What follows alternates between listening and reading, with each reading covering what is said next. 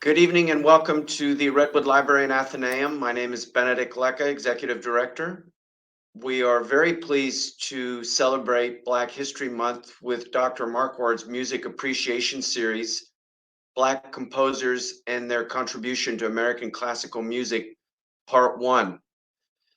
For those of you who are new to the series, Dr. Edward Markward is Conductor Laureate of the Rhode Island Civic Chorale, and he's also an orchestra, and he is also currently the music director of the Chamber Orchestra of Barrington at St. John's. And I should mention that they will be holding a concert at St. John's in Barrington this coming Sunday at 3 p.m. I also want to acknowledge that this program is generously sponsored by the Jarzambek family, Mark Jarzambek and Michelle Drum.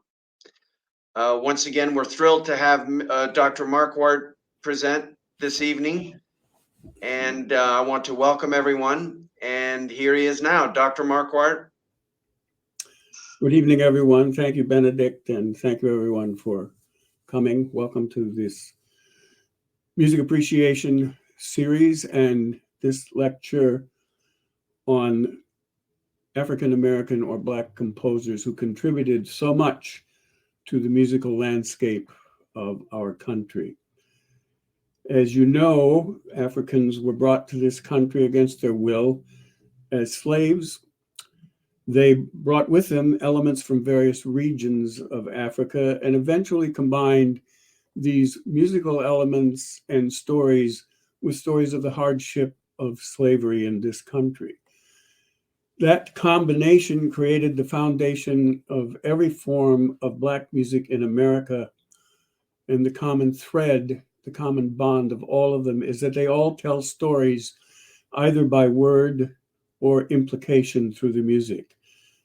And those forms include church music for the Black folks, Southern gospel, blues, early jazz, and that style is brought full circle with the introduction of hip hop, a prime example of which was shown at halftime at the Super Bowl last week.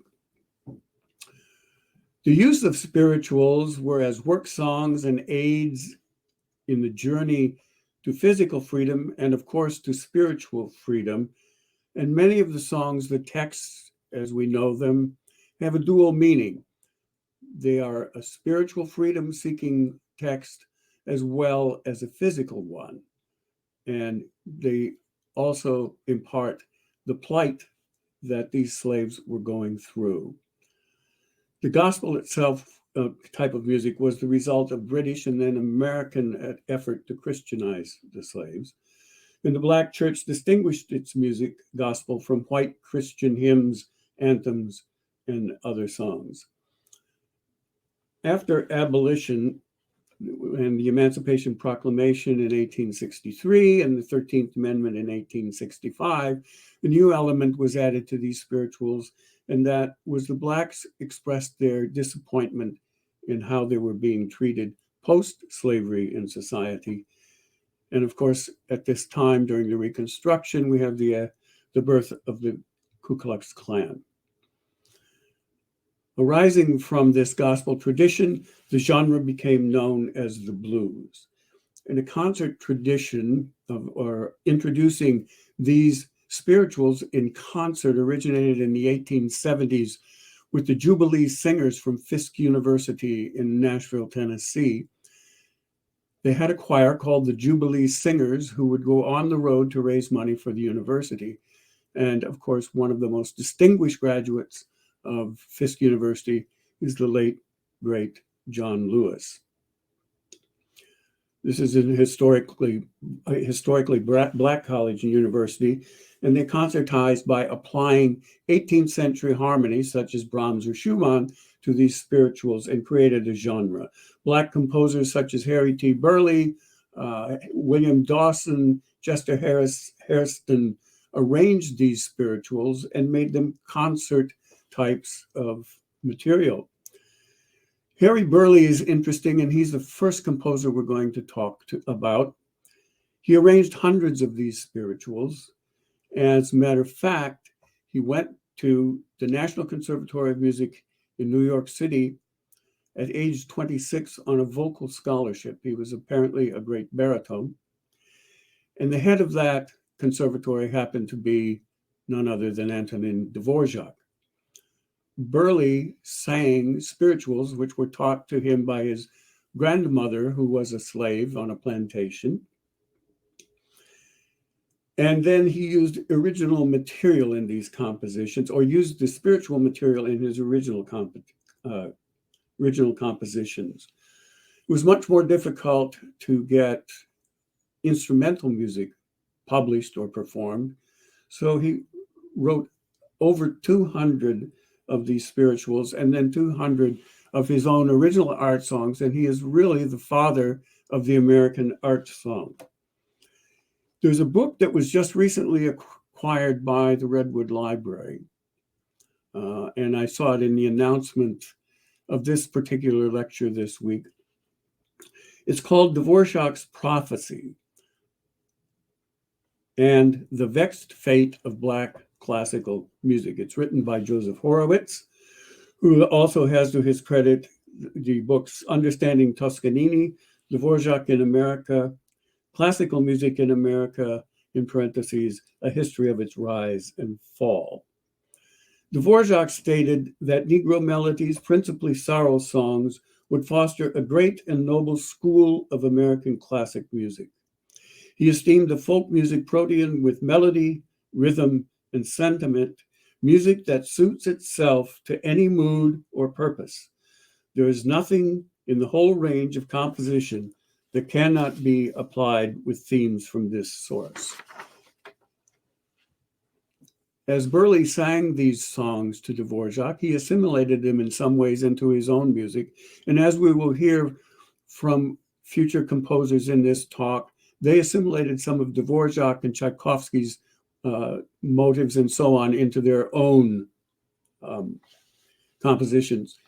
In 1922, another student of Dvorak wrote words to this English horn solo from the second movement of Dvorak's Ninth Symphony from the New World, and it became known as Goin' Home.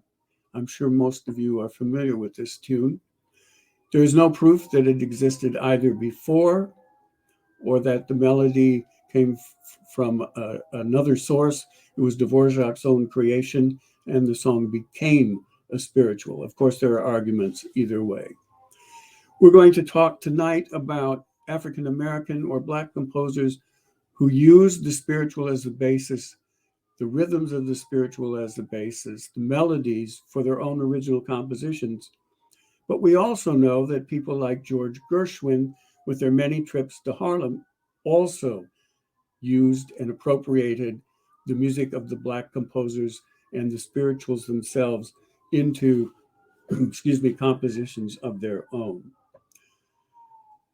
What Gershwin did to a certain extent in Porgy and Bess was to assimilate this type of music. And some have accused Gershwin in Porgy and Bess of showing only the underbelly, the bad side of the Black man and woman in this context. Whereas George Shirley, the great American tenor, in a foreword to the book, Dvorak's Prophecy, points out that it's the same as Puccini, Mascagni, and Leoncavallo did to white Europeans, talked about the bad things in life. I want to play a couple of things by Harry T. Burley now, who was born in 1866 in Erie, Pennsylvania. He died in New York in 1949. His most famous spiritual arrangement is probably Deep River. I'm going to play that for you now, and it is much like an art song in this arrangement for piano and for voice. It is sung by the great bass baritone Oral Moses, who incidentally got his Doctor of Musical Arts degree from a great university. And this is for you, Kent Moorhead. He got it from the University of Michigan.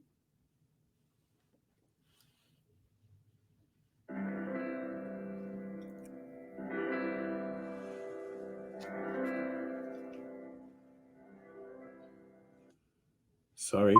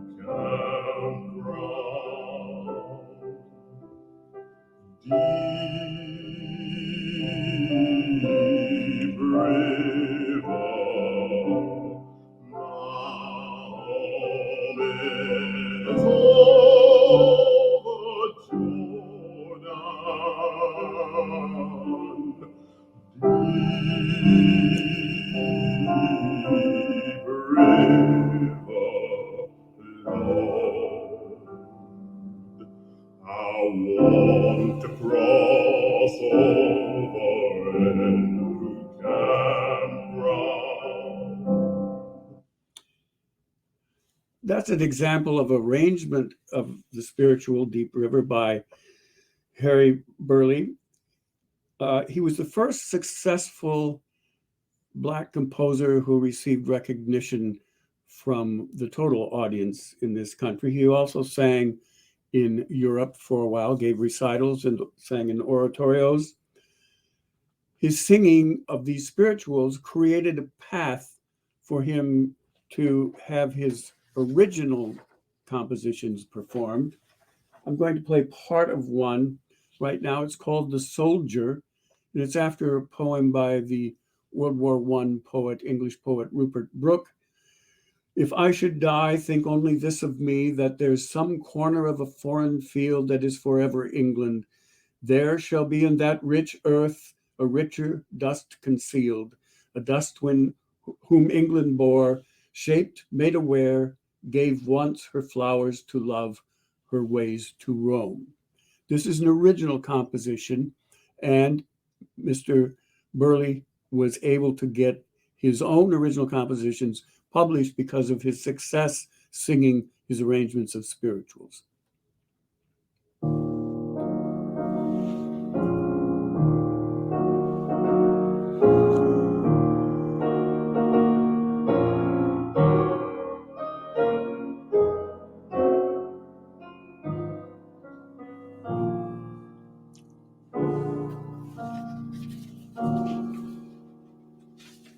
If I should die, think only this of me,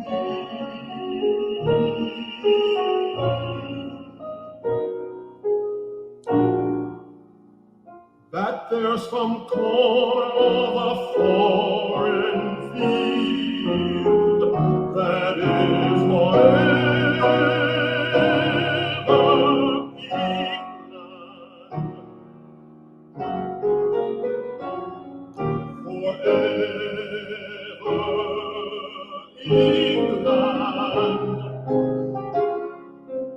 There shall be in that rich earth a richer dust concealed, a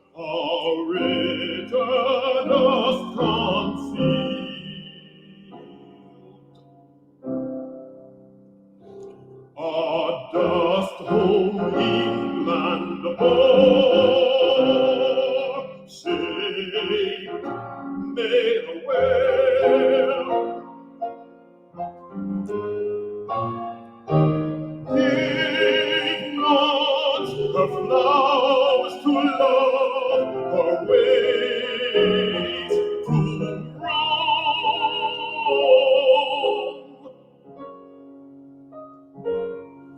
A body. And so on.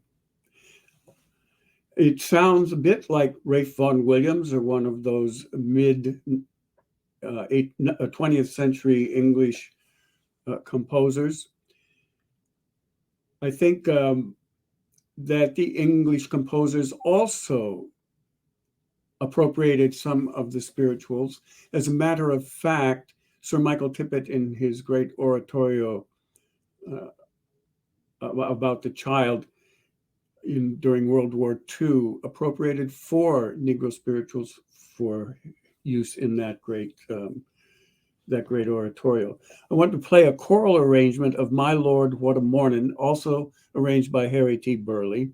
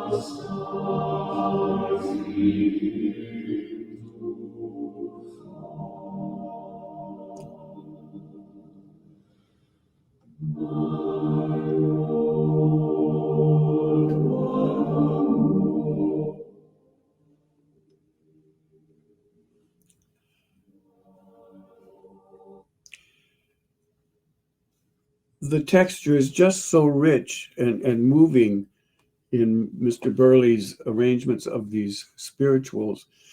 And as I pointed out, I think there's a dual message to the text of these spirituals. One is the spiritual one that is obvious when you read the text, and the other is the implied one of freedom from oppression. The oratorio, which name I couldn't think of, is A Child of Our Time by Sir Michael Tippett. So Harry T. Burley took Dvorak at his word and began to create this American music based on the traditional spirituals of the Black people.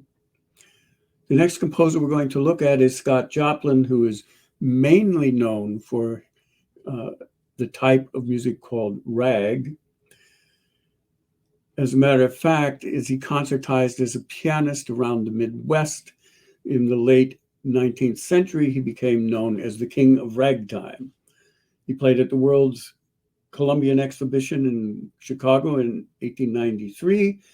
He settled in Sedalia, Missouri, and attended George R. Smith College, and then moved in 1900 to St. Louis to work with the music publisher and hoped for a career as a concert pianist and a classical musician. His first extended work was a ballet published and used rhythmic devices of ragtime. He choreographed it himself. In 1907, he moved to New York City and published an instruction booklet on how to play ragtime. He wrote an opera in 1911 called Treemonisha, and it's about a mythical African-American woman. It's a 3-act conventional opera, and he was consumed by his effort to get this thing performed and published. He wrote the libretto, he choreographed it himself, and it was actually, he won the Pulitzer Prize for Treemonisha. Scott Joplin died in 1916 of mental illness. He won the Pulitzer Prize in 1976, very posthumously. It features Black folk songs and dances in ballet, and in the ballets, he does use ragtime elements, which we'll hear.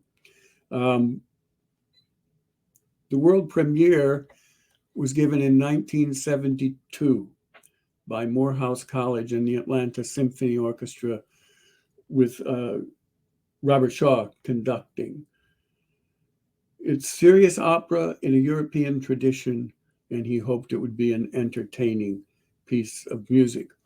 In 1911, he only heard a partial performance of it. It was not staged. It was done with piano.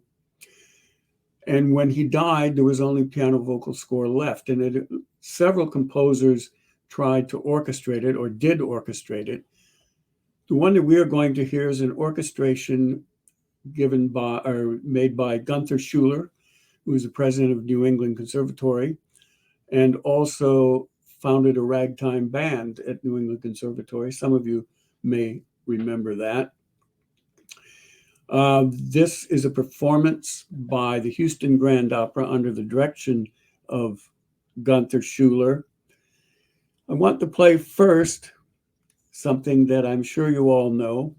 This is a piano roll with Scott Joplin playing as himself, and it's one of his rags, probably the most famous and made famous because it was used in the movie The Sting, starring Robert Redford and Paul Newman. It's called The Entertainer.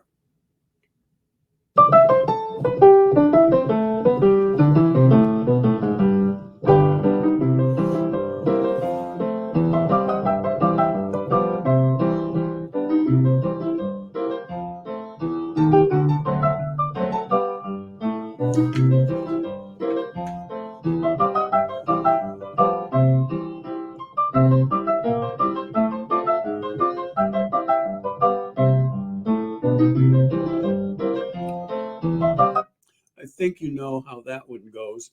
Listen then to the last thing that happens in the opera Treemonisha. It's called A Real Slow Drag, and it's the finale of this opera, the final scene involving the whole cast. And in the score, there are directions for how to do the slow drag. The slow drag must begin on the first beat of each measure. When moving forward, drag the left foot. When moving backward, drag the right foot. When moving sideways to the right, drag left foot, and moving sideways to the left, drag right foot, and so on. It is sung by Lucy and Treemonisha to begin with, and the text is: salute your partner, do the drag, stop and move backward, do the drag, all of you stop, look to your right and do the drag, to your left, that's the way. What I want you to hear, and hope you hear, is how the influence of ragtime, even at a slow pace, the rhythms, the syncopation, the snap rhythms, and so on, infiltrate this piece of classical music.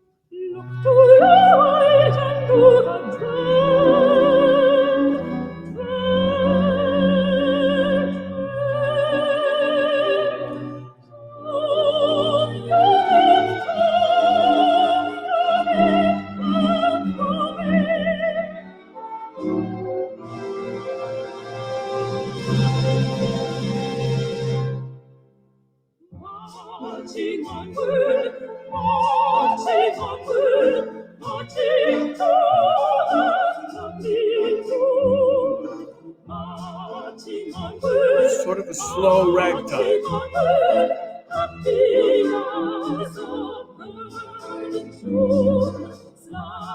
Like all opera finales, it ends rather powerfully.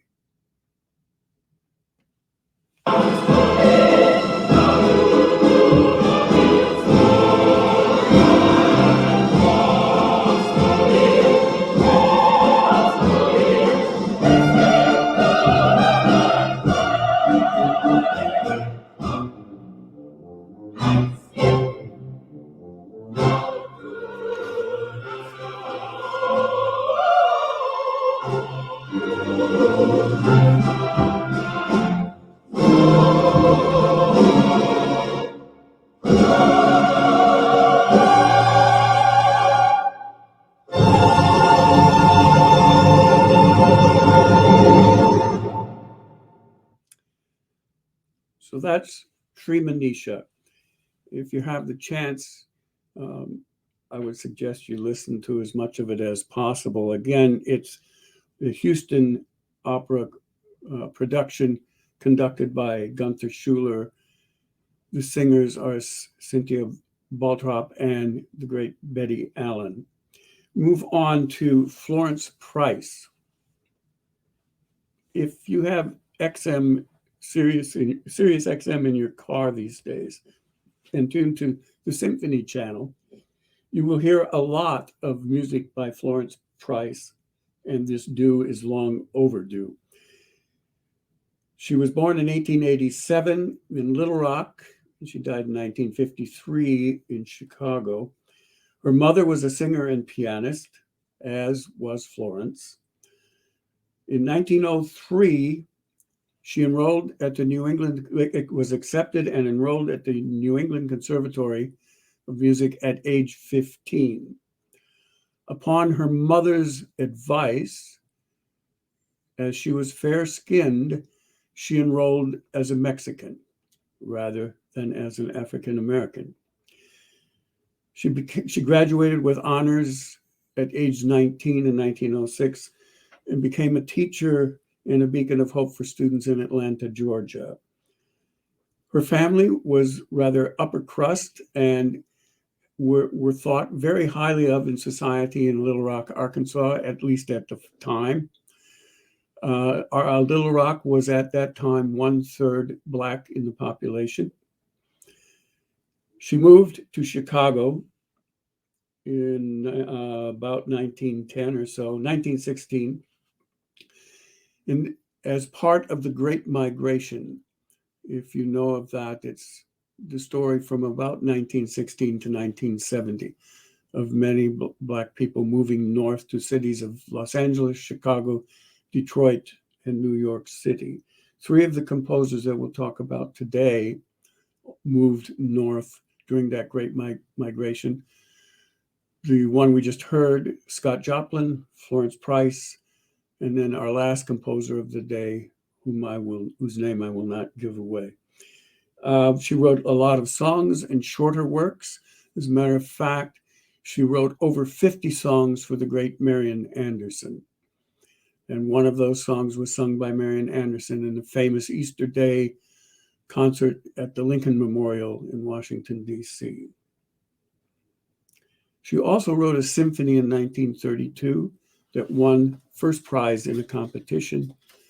It was performed in 1933 by the Chicago Symphony Orchestra and was the very first symphony by an African-American woman to be performed in this country. Her output was 4 symphonies, 4 concertos, choral works, art songs, chamber music, solo instrumental pieces, and it goes on and on. She was a deeply religious African-American church music stalwart, but she displayed an individuality and the influences, which I think you'll hear, of Dvorak and perhaps Tchaikovsky. She connected to the African-American rhythms and melodies and spirituals. We're going to listen to a part of that first symphony in E minor that was performed by Frederick Stock and the Chicago Symphony in 1933. What is interesting about one of the movements entitled Juba Dance, which is a dance which the Africans brought to this country from West Africa, she inserts in this movement African drums. What's astonishing about that, of course, is that slaves were not allowed to use drums when they were gathered to sing. The reason being that plantation owners believed that they could use drumming to signal revolution to other plantation slaves down the road, for instance. She wrote this letter to Serge Koussevitzky, the then music director of the Boston Symphony. And this is after having her works performed all over the world. Unfortunately, the work of a woman composer is preconceived by many to be light, frothy, lacking in depth, logic, and virility. Add to that the incident of race. I have colored blood in my veins, and you will understand some of the difficulties that confront one in such a position. I would add here that her music is as elegant as her speech, or perhaps it's the other way around. A recent Philadelphia Orchestra performance of her first symphony took place just this past week at Carnegie Hall. Here is a review from the first performance that the Philadelphia Orchestra gave of this work under Leopold Stokowski. We need to hear this music not just as an historical record, but for its artistry, sounding lush yet focused and committed. Nézet-Séguin's orchestra, I'm sorry, this is the review from the current production of the symphony. Nézet-Séguin's orchestra even highlights a quality I hadn't particularly associated with Price, humor in her dances and in the way a clarinet suddenly squiggles out of the slow rhythm like a giggle in church. And this was performed, as I say, at Carnegie Hall last week by the Philadelphia Orchestra under Yannick Nézet-Séguin. Here is Symphony No. 1 in E minor, the first movement.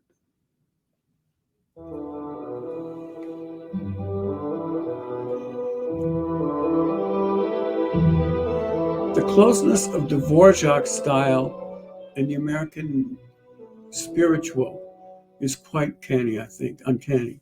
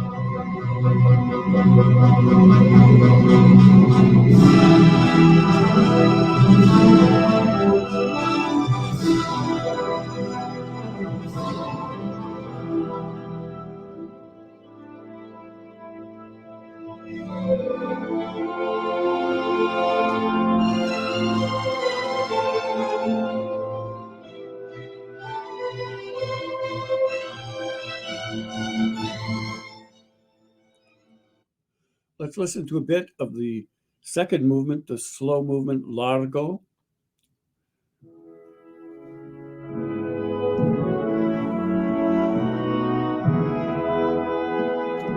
I think the influence of the spiritual is quite readily heard here.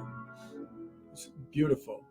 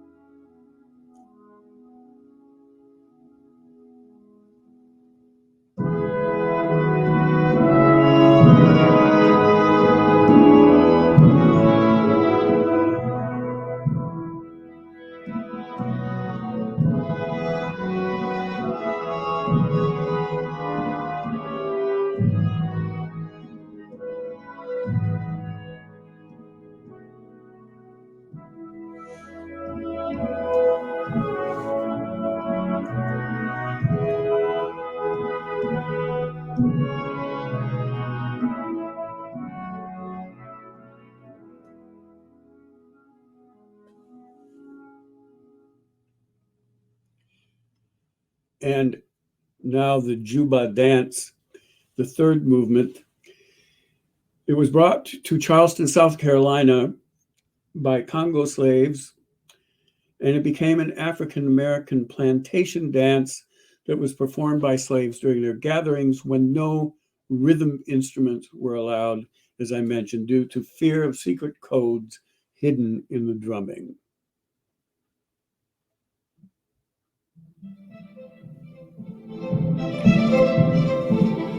It's just very lively and rhythmic and joyful.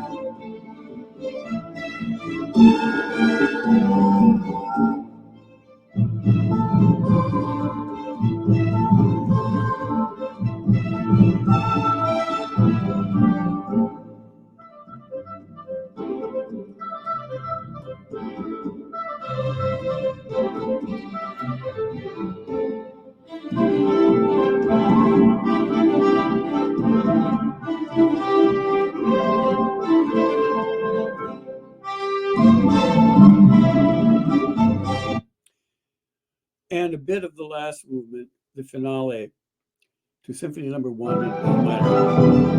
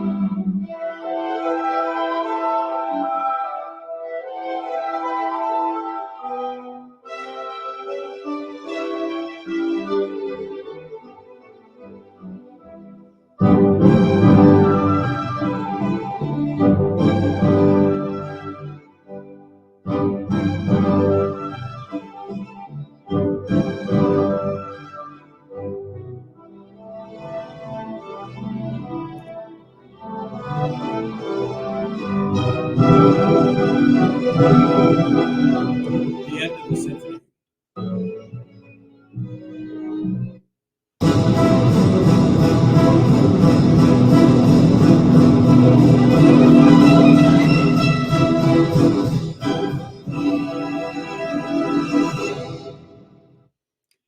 This was at a time, of course, when Aaron Copland and his contemporaries were looking to develop a form of American music. And as Dvorak would have it, this is the basis for an American music, all our own, not based on any European models. Although, as I pointed out, and I'm sure you can hear, there are the influence of European composers such as Dvorak and perhaps Tchaikovsky. The next composer that I'd like to share with you, we've looked at before to a certain degree, and that's William Grant Still, who was known as the Dean of African American Composers. He was born in Woodville, Mississippi, and his mother moved with him to Little Rock, Arkansas, where she taught high school in English. And he was musically nurtured by his stepfather. He went to Wilberforce University in Ohio, and then was a graduate of the Oberlin Conservatory. During his lifetime, Maestro Still received 8 honorary doctorates, 2 Guggenheim fellowships, and he drew on a diverse musical background. He studied composition with George Whitefield Chadwick, which was that second American school we talked about the last time, and Edgar Varese, who was quite a avant-garde type of composer for the time. And then on the other hand, he also was the arranger for the W.C. Handy Dance Band. He broke numerous racial barriers. He was the first African-American to conduct a major symphony orchestra in the United States. In 1936, he conducted the Los Angeles Philharmonic, the first to have an opera produced by a major opera company in the US entitled Troubled Island. It was in 1949 by the New York City Opera Company. And involved in that production were a couple of Harlem Renaissance people, Langston Hughes and Verna Arvey. Langston Hughes wrote the libretto, and Verna Arvey choreographed any of the dance music. He was the first to conduct a symphony in the Deep South, the first African-American, New Orleans Philharmonic, and to have an opera televised over a national network. As it has been said, one-word summation of his life and work is integration. He integrated musical styles and influences and races and cultures. When his opera was produced, Troubled Island in New York, for the audience, it was a huge success. 22 ecstatic curtain calls.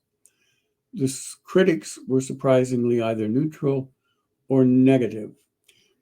And I know this from talking, I had the privilege of conducting the first performance of the African American Symphony, his first symphony in Rhode Island several years ago, like 25 perhaps.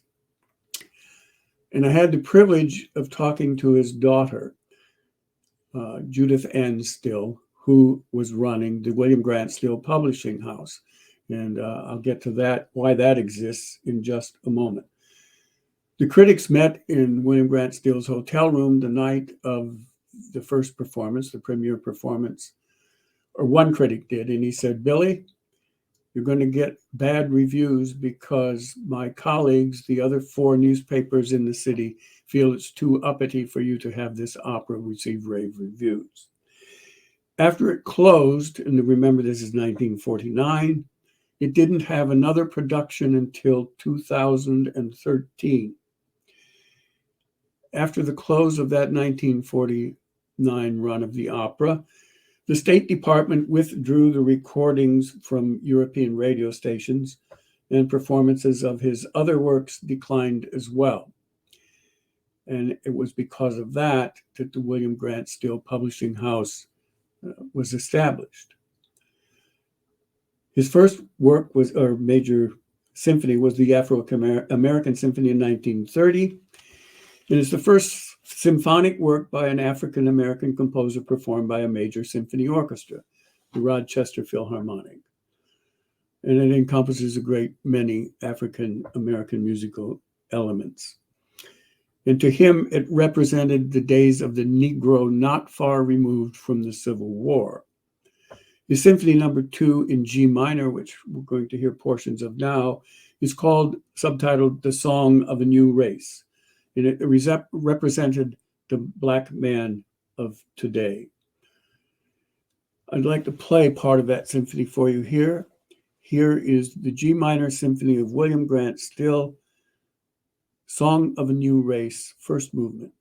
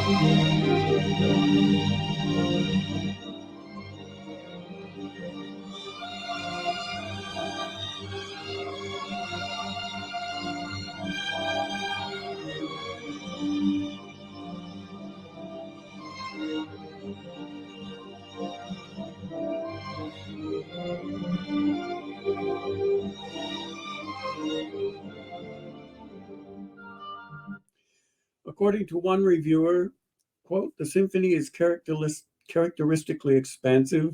Lyrical string writing seems specifically intended to exploit that orchestra's famously silky sound, referring to the Philadelphia Orchestra. Near the climax of the first movement and at key moments elsewhere, the brasses, trumpets, and trombones especially punctuate the texture with gestures suggesting call and response, elements of the African-American essence that persistently asserts itself even as Blacks were more fully integrated into the wider, more diverse American culture. Somehow that seems wishful thinking today, doesn't it? Alan Cousin of the New York Times notes the work's bright, rhythmically vital third movement. So I think we probably ought to listen to a bit of that.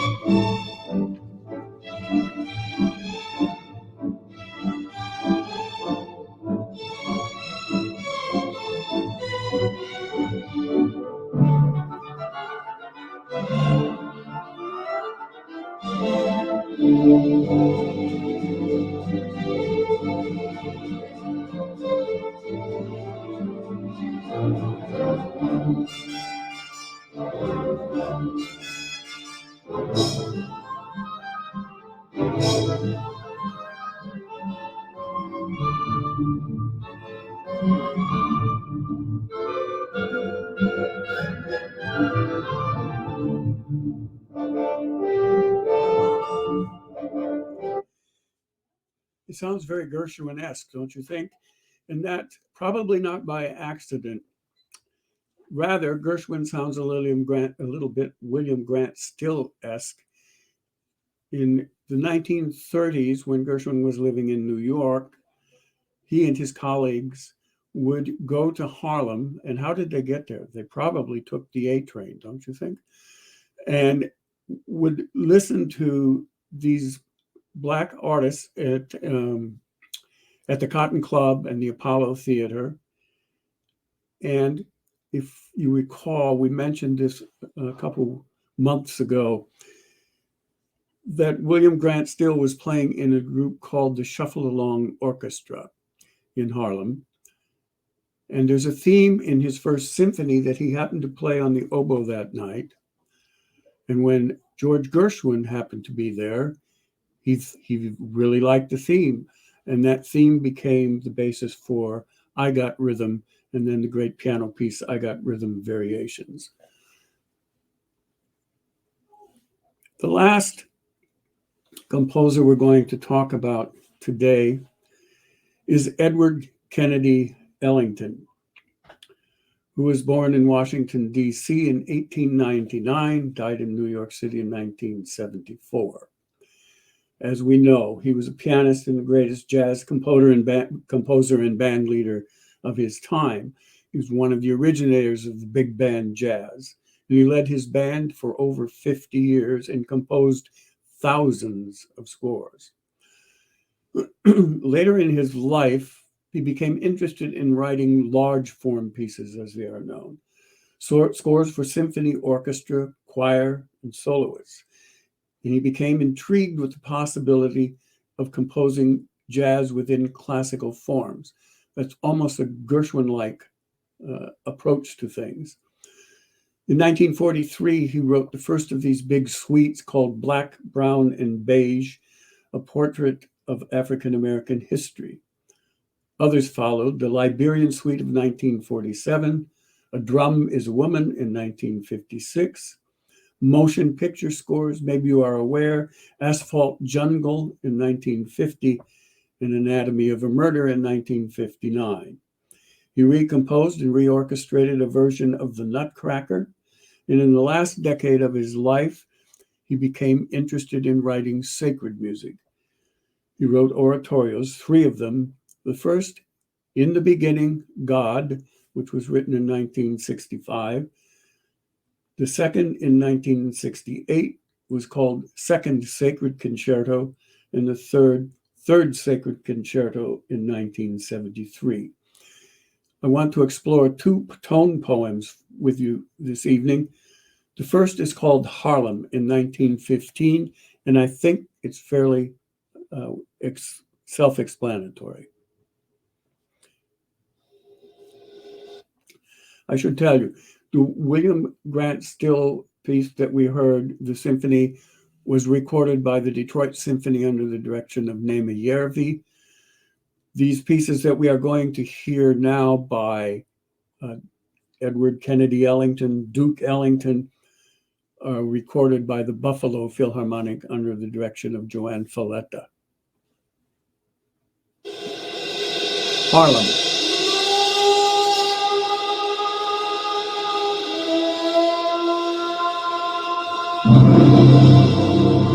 It's a tone poem like Strauss. Richard.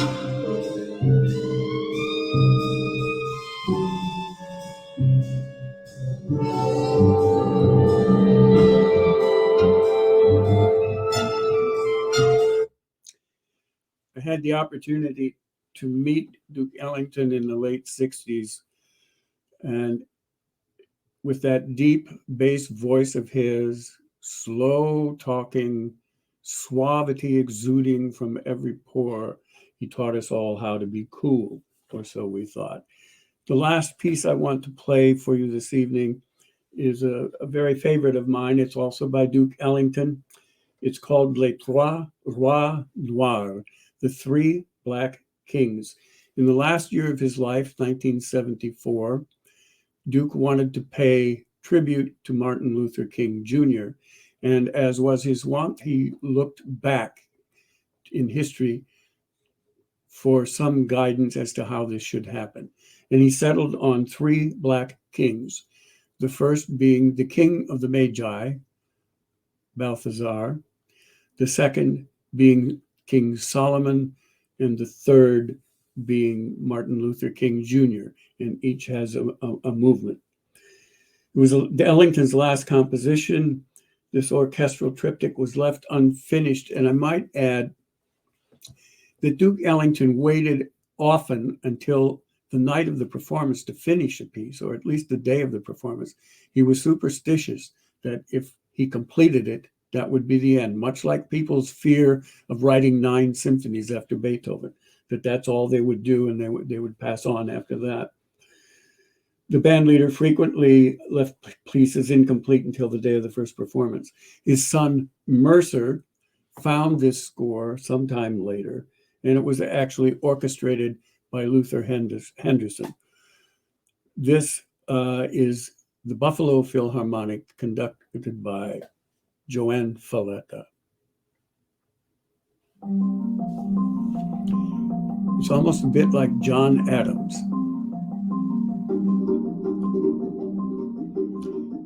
This is the King of the Magi.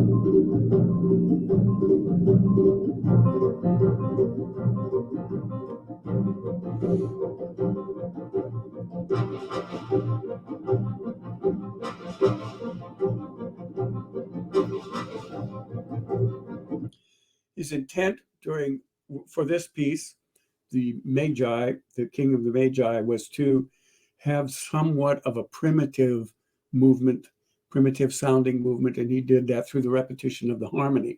The second move and the rhythm. The second movement, the Black King of the King Solomon, he wanted the movement to exude a sense of perfume and dancing girls. So let's give a listen to that. Second movement, King Solomon.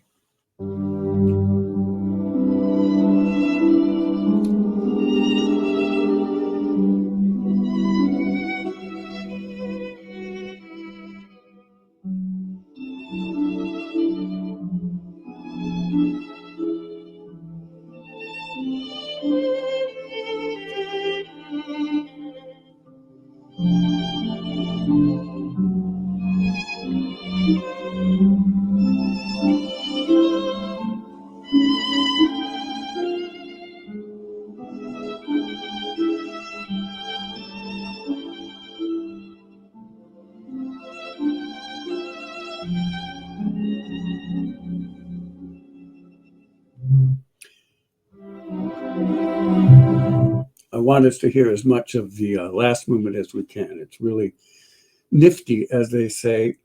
The piece owes its inspiration to a stained glass window of the Three Kings that Ellington saw in a cathedral in Barcelona, Spain.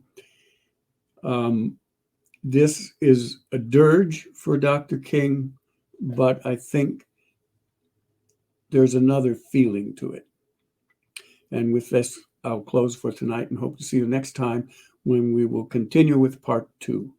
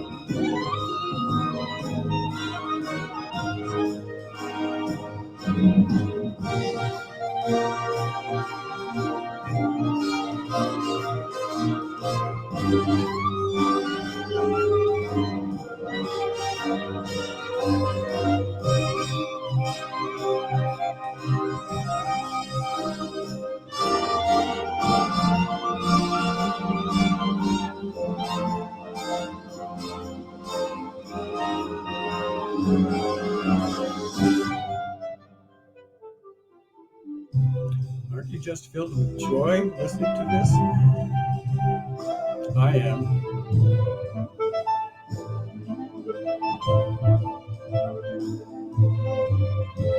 The last song that Duke Ellington wrote.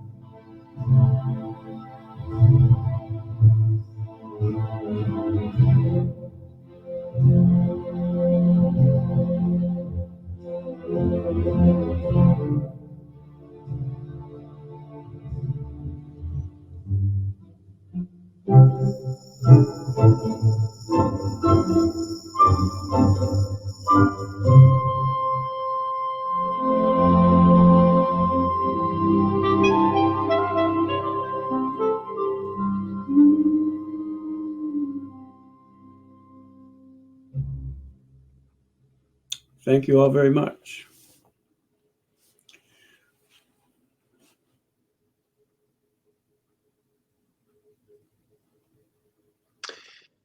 Thank you, Dr. Markward. Once again, a great presentation. We're so grateful for your kind willingness to share your expertise with us. It's always so amazing. We look forward to continuing this particular segment of your series with part 2 next month. We're also very excited to offer 2 lectures this week, and I hope all of you will join us tomorrow at 6 p.m. for Black History Month and the Perils of Symbolic Blackness with Dr. Brenna Wynne Greer, Associate Professor at Wellesley College. So if you wouldn't mind looking on our website and registering. For all of you looking now, if you could also subscribe to the channel, that would be helpful to us. And if you're not a member of the Redwood, time to make the leap. So thank you all very much. And I thank Dr. Markward once again. And we will see you all very soon. Thank you all so much.